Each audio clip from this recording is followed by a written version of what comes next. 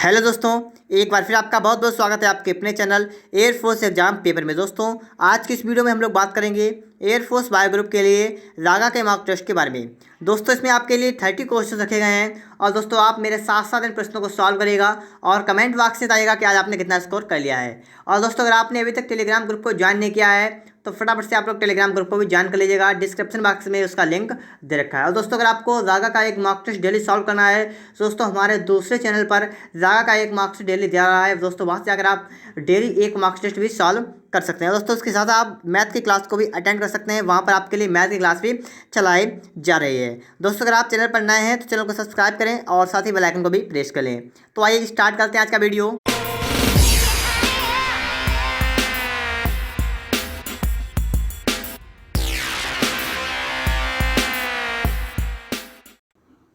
देखिए दोस्तों, लिखा हुआ है निर्देश प्रश्न 1 से 3 तक दिए गए विकल्पों में से विषम संख्या, अक्षर संख्या अथवा युग्म चुनिए।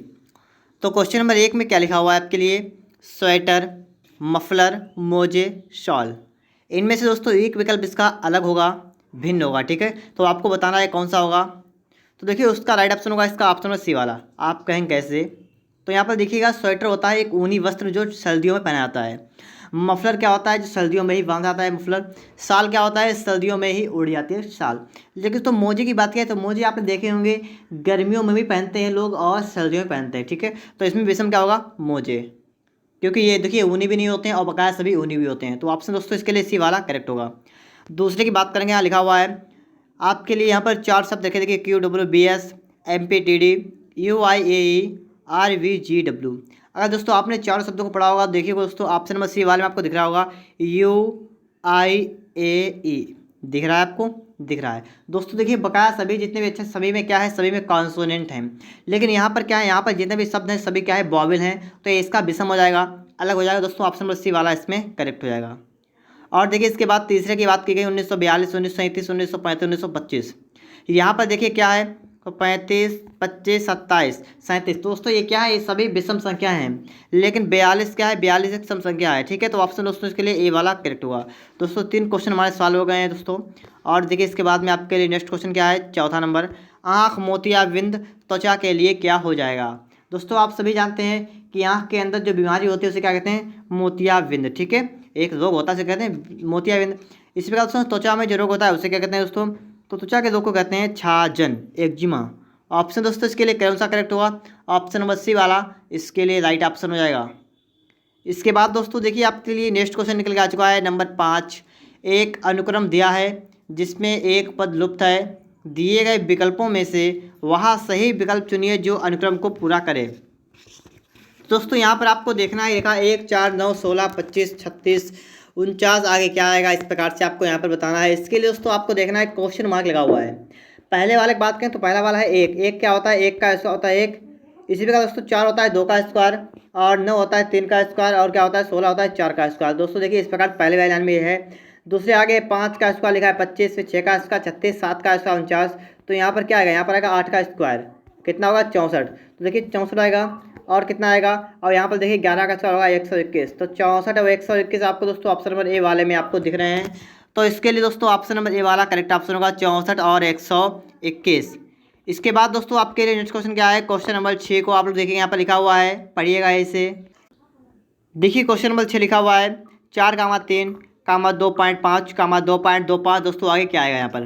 तो सबसे पहले हमें देखना है कि जब हम 4 से 3 पर आएंगे तो यहाँ माइनस का 1 कर दिया है। और इसके बाद में जब हम लोग 3 से 2.5 पर आएंगे तो यहाँ पर दोस्तों 0.5 कम कर दिया गया। ठीक, माइनस किया गया 0.5। इसके बाद जब दोस्तों आगे बढ़े हैं तो यहाँ पर क्या किया गया? यहाँ पर दोस्तों इसका भी आधा कर लिया गया। ठीक है, इसके बटे में 2 कर देंगे तो यहाँ पर आ जाएगा 0.25। यहाँ पर इतना माइनस किया गया है। तो पहले 1, फिर उसके बाद उसका आधा, फिर उसका आधा। तो अब की बार उसका भी आधा कम करेंगे, मतलब कितना आएगा? 1.25 के बटे में दोस्तों हम 2 करेंगे तो इसे हल करेंगे तो आपका आएगा 0.125।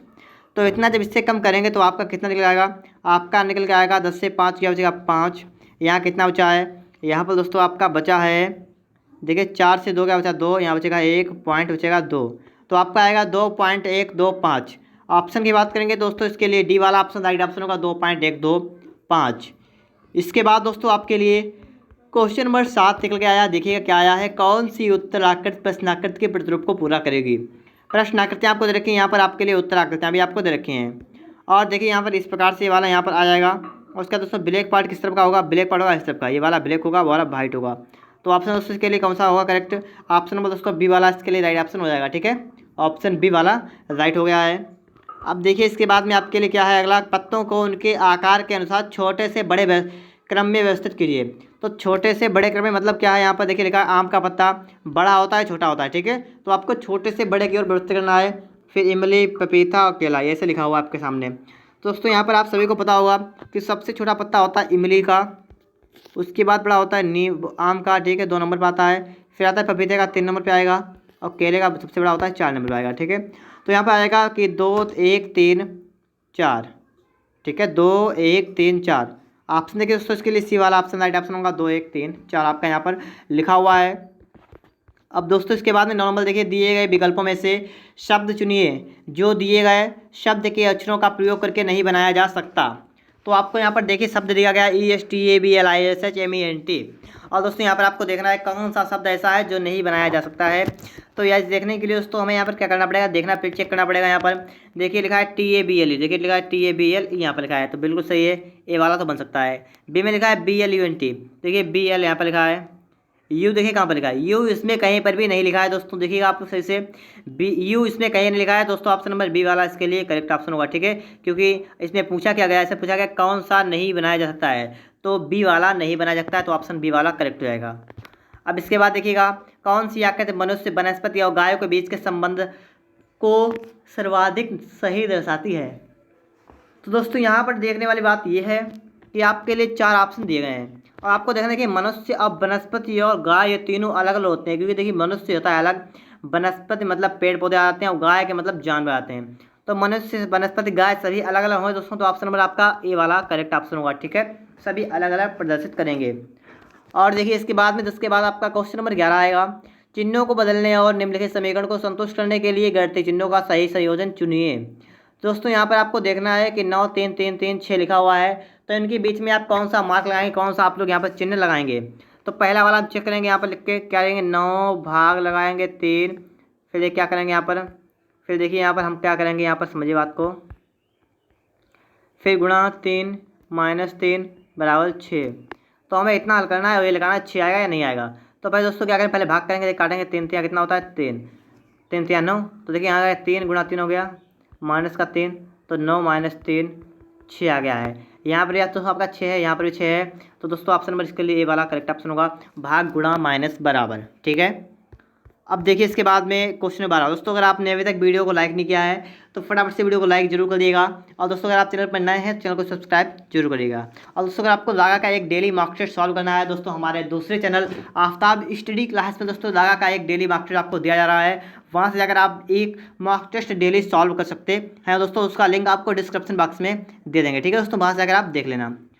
देखिए इसके बाद दोस्तों आपके लिए क्वेश्चन 12 आ चुका है। यहाँ पर 12 नंबर में दोस्तों आप यहाँ पर बताना है आपको, यदि संडे को 0 1 2 3 4 5 कोड में, वीक को 6 7 8 कोड में लिखा, तो SUNDVAY को किस कोड में लिखेंगे। तो देखिए यहाँ पर एस को लिखते हैं, क्या लिखते हैं, एस को लिखते हैं 1 0, तो इसके लिए हो जाएगा 0। ए को क्या लिखते हैं, ए को लिखते हैं 4, तो हो जाएगा 4। एन को लिखते हैं 2, तो हो जाएगा 2। डी को लिखते हैं 3, तो हो जाएगा 3। बी को लिखते हैं 20, 6 लिखते हैं 6 ले लेंगे। ए तो देखिए दोस्तों इतना आपको किस में दिख रहा है, तो दोस्तों आपको इतना देखिए इसमें दिख रहा है और आपको इसमें भी दिख रहा है। देखिए थोड़ा अंतर दिख रहा है, यहाँ पर देखिए 32 है, यहाँ पर है 23, तो 23 वाला करेक्ट होगा दोस्तों, ऑप्शन है बी वाला। इसके लिए राइट ऑप्शन होगा ऑप्शन नंबर बी। अब देखिए इसके बाद में दोस्तों आप ये तो समझ गए होंगे। अब अगला क्वेश्चन देखिए, अगला क्या कह रहा है आपसे, क्वेश्चन नंबर 13। पूनम अच्छे से कहती है कि कल उसने अच्छे की इकलौती बहन की पुत्री स्नेहा की विद्यालय स्तर के ताइक्वांडो प्रतियोगिता में हराया था। अच्छे स्नेहा से किस प्रकार संबंधित है। तो देखिए लिखा है पूनम जो है वो अच्छे से कहती है कि कल उसने अच्छे की इकलौती बहन, तो कौन कहता है, पूनम कहता है, कि पूनम कहते हैं किससे, अच्छे से। ठीक, तो लिखेंगे अच्छे से कहती है, क्या कहती है कि कल उसने अच्छे की इकलौती बहन, तो अच्छे की बहन, ठीक है, इस प्रकार से लिख लेंगे कि पुत्री स्नेहा। अब बहन की पुत्री स्नेहा कौन है, स्नेहा, अब पुत्री है, ठीक है। अच्छे की बहन की पुत्री कौन है, स्नेहा। तो पूछा गया अच्छे स्नेहा से किस प्रकार संबंधित है, इसका क्या हुआ, ठीक है। तो अच्छे जो है स्नेहा कौन होगा, मामा हो जाएगा दोस्तों। ऑप्शन नंबर डी वाला इसके लिए करेक्ट ऑप्शन होगा, यहाँ पर लिखा हुआ है मामा। अब देखिए दोस्तों इसके बाद में आपके लिए नेक्स्ट क्वेश्चन आ चुका है, यहाँ पर देखिएगा। लड़कों की एक पंक्ति में तारक पंक्ति में 2 छोरों से 18वें स्थान पर है। मतलब ये हुआ कि यहाँ से भी तारक जो यहाँ से 18 नंबर पर है और यहाँ से भी 18 नंबर पर है। तो यहाँ पर देखना है आपको है कि बच्चे मतलब कितने लड़के हैं पंक्ति में। तो यहाँ पर करने के लिए आपको देखिए 18 + 18 कर देना है, 2 बार जोड़ना है, तो यहाँ पर आ जाएगा 36।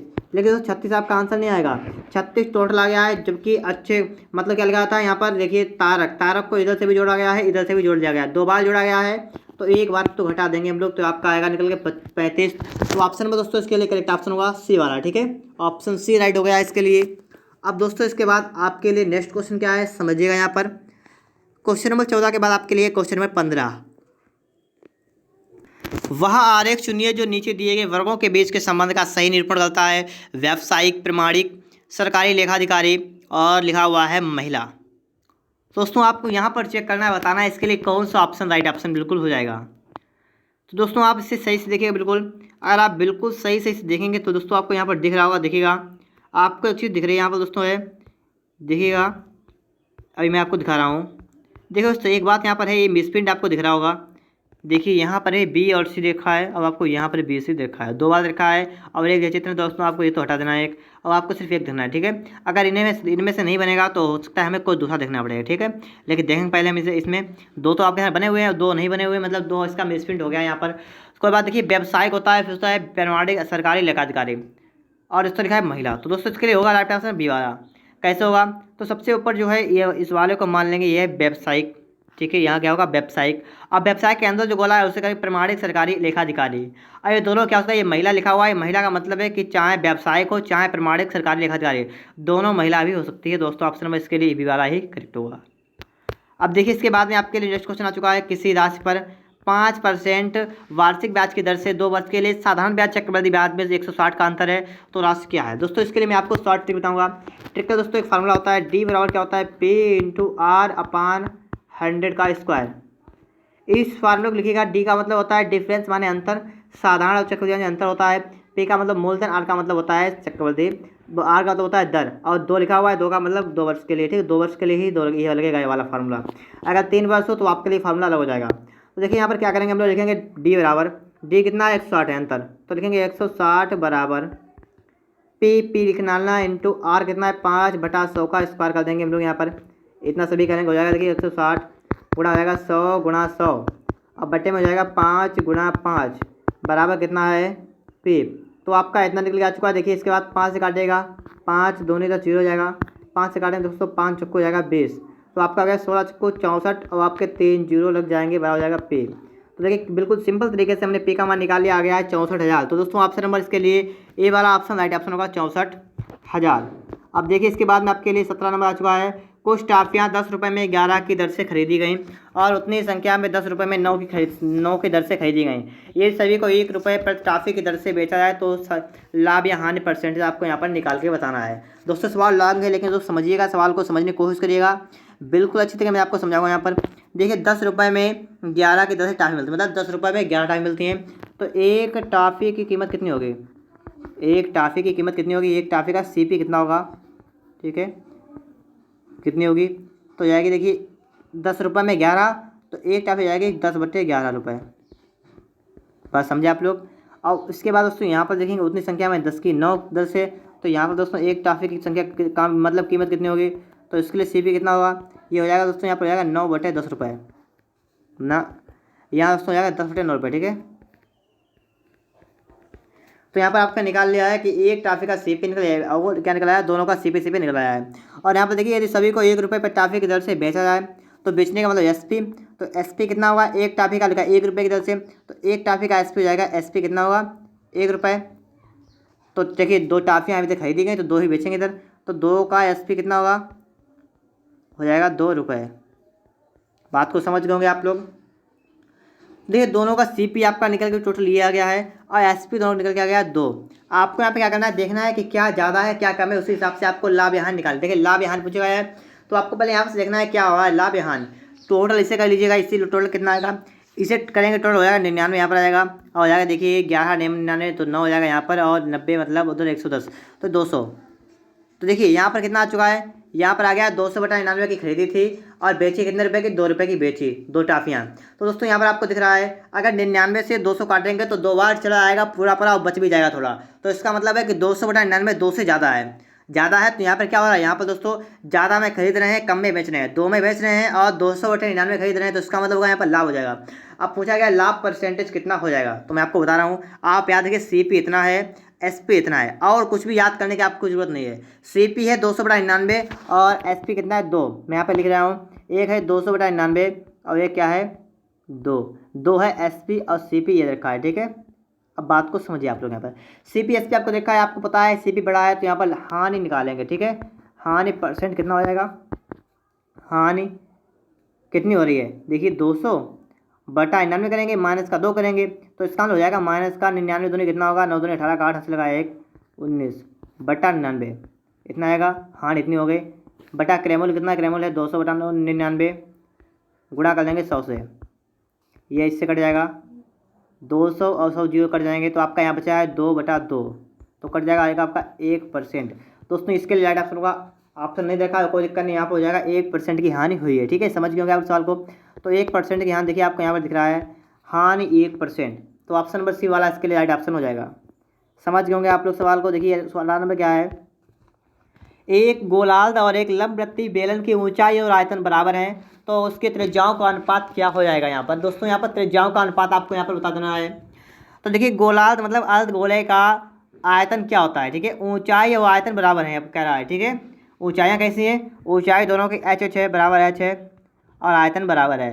त्रिज्याओं का अनुपात मतलब क्या है, R1 और R2 मान लीजिए यहाँ पर। अब आपको ये अनुपात आपको निकालना है, बराबर नहीं यानी आपको निकालना है। तो देखिए दोस्तों आप सभी जानते होंगे अर्धगोले का आयतन कितना होता है, ठीक है। अर्धगोले का आयतन कितना होता है, 2/3 पाई r³ बंद कर दीजिएगा। और देखिए त्रिज्या इसकी मतलब बेलन की त्रिज्या कितनी हो जाएगी, इसके लिए होता है आयतन πr²h, तो यहाँ हो जाएगा πr²h 2 कर दीजिए यहाँ पर।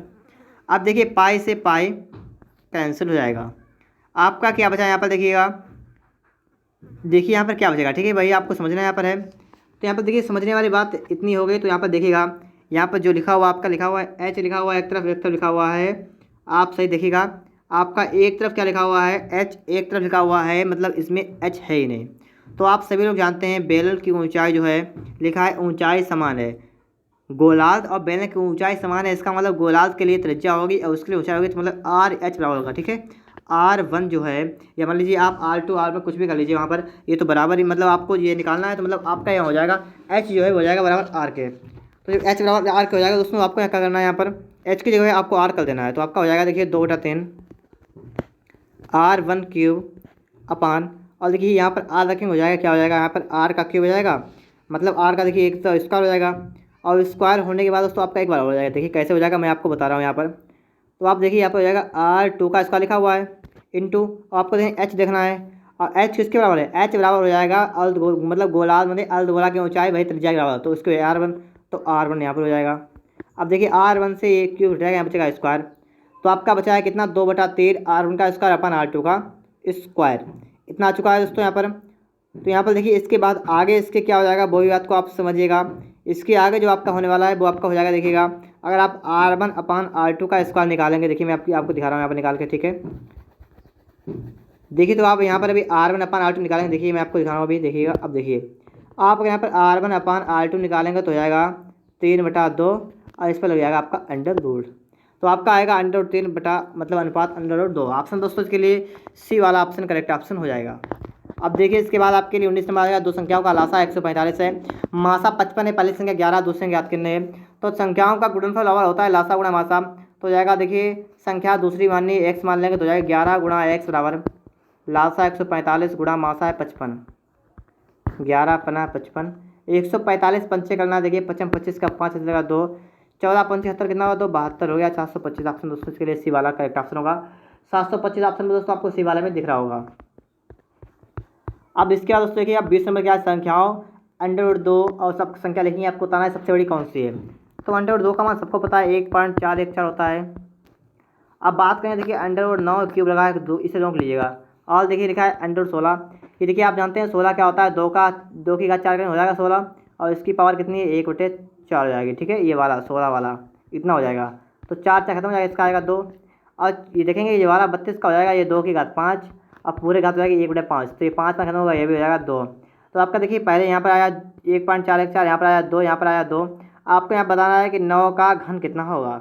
ठीक है, 9 का अगर वर्गमूल पूछा है तो वर्गमूल तो होता है 3, और घनमूल की बात किया 9 का तो घनमूल निकालने में थोड़ा टाइम लगेगा दोस्तों। तो देखिए दोस्तों आप लोग घनमूल निकालिएगा अपने आप, इसका 9 का इसका निकलेगा 2.08। ठीक है, इसका घनमूल निकल के आ जाएगा। अब आप कहेंगे इसके लिए करेक्ट ऑप्शन होगा कौन सा, तो इसी ई वाला होगा, ऑप्शन बी वाला इसके लिए करेक्ट ऑप्शन हो जाएगा। ठीक है, ऑप्शन नंबर बी। अब देखिए इसके बाद नंदू और विपिन के 4 विषयों के प्राप्तांक इतने इतने आपको दे रखे हैं। नंदू के लिखे हुए और विपिन के ये लिखे हुए हैं। ठीक है, ये वाले लिखे हुए हैं। अनुपात मतलब क्या है, आपको क्या करना है, किसके औसत अंक ज़्यादा है। तो पहले इसका नंदू जो है उसका औसत निकाल देना है। निकाले कितना होगा 75 + 45 + 63 + 65/4। हल करेंगे 5 3 8 8 10 18 का 8 हासिल लगा 1 6 6 12 और 4 16 17 17 7 कितना हुआ 24/4। ठीक है, इतना हो गया है। फिर से बात देख लीजिए कितना है दोस्तों, गलत हो गया है 65 यहाँ पर था, दूसरे का था, मैंने यहाँ पर जोड़ दिया है। ठीक है, ये तो गलत हो गया है। फिर से देखिए 75 + 45 + 63 + 70 3 5 3 हाथ लगा 1 7 7 14 7 21 21 4 कितना 25 इतना आ गया है। बटे में 4 कर देना है। हल करना है 4 6 24 बचा 1 4 3 12 बचा 1.0 4 2 8 बचे 2 4 5 20। आपका आ गया है 63.25। इस प्रकार दोस्तों ये नंदू का आ गया। इसमें विपिन का निकालना हो जाएगा 65 + 70 + 40 + 45। जोड़िए 5 5 10 का 0 हासिल लगा 1 4 4 8 1 9 9 7 16 16 6 कितना हुआ 22। और दोस्तों यहाँ पर भी आप क्या करना है, आपको इसके बटे में 4 कर देना है। 4 से काटेंगे हो जाएगा इसका 55। पूछा गया है औसत अंक कितने ज़्यादा है, मतलब क्या है इसका अंतर निकाल देना है। आएगा 8.25। समझे बात को, 8.25 का मतलब ये हुआ दोस्तों। यहाँ पर ऑप्शन आपको दिखाई लगे दोस्तों, ऑप्शन आपको देखेंगे अभी तो 8.25 वाला करेक्ट होगा। आपको यहाँ पर दिख रहे होंगे, देखिए 8.25। ठीक है, आपको यहाँ दिख रहा है कि यहाँ लिखा है नंदू के और कुछ भी लिखा है, तो आपका होगा ऑप्शन डी वाला कि 8.25 अंक नंदू के ज़्यादा है। ठीक है, अब देखिए इसके बाद में आपके लिए नेक्स्ट क्वेश्चन क्या है। ए एक काम को किस में करता है, बी ए से 40% अधिक कुशल है, बी द्वारा उसी काम को अकेले समाप्त करने के लिए अपेक्षित दिन क्या है। दोस्तों यहाँ पर क्या करना पड़ेगा, ए किसी काम करता है 21 दिन में, और कह रहा है देखिए दोस्तों ए से 40 अधिक कुशल है बी। तो अगर ए काम करता है मतलब 100% मतलब इतना है, तो बी करता है 140। ए 100 काम करेगा तो बी कितना करेगा 140 करेगा। ठीक है, इतनी पहले बात पहले पड़ गई आपकी, समझ में आ गई होगी। और देखिए दोस्तों इसके बाद में आपके लिए नेक्स्ट क्वेश्चन अभी देखिए क्या है। ए लिखा 21 है, और देखिए यहाँ पर आप अनुपात निकालिए कितना आएगा। आपका अनुपात निकल के आ जाएगा 20 5 100 2 70 मतलब हो जाएगा 5 अनुपात 7। और ए का कार्य मतलब देखा 21 दिन के लिए हो जाएगा 5 × 21 = 7 × x। तो आप यहाँ से निकालिए 3 बज जाएगा, हो जाएगा x कितना आएगा 15। तो उसी काम को अकेले समाप्त करने के लिए बी कितना करेगा 15 दिन। दोस्तों ऑप्शन नंबर इसके लिए सी वाला ऑप्शन करेक्ट ऑप्शन हो जाएगा। सवाल को समझिएगा अच्छी तरीके से।